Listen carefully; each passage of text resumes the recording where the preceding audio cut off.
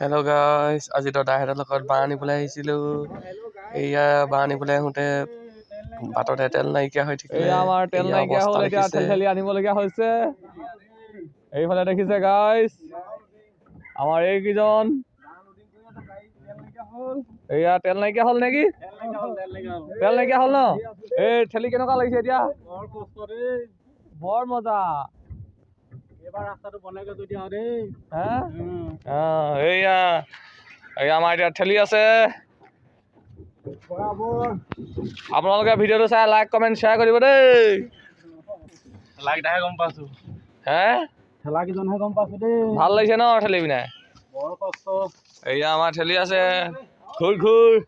আৰু আমাৰ অৱস্থা কেনেকুৱা দেখিছে ৰাইজ। আপোনালোকে ভিডিঅ'টো চাই কেনেকুৱা পাইছে কমেণ্টত জনাব দেই। আৰু ভিডিঅ'টো আছিলে আজি ইমানেই। Bye bye.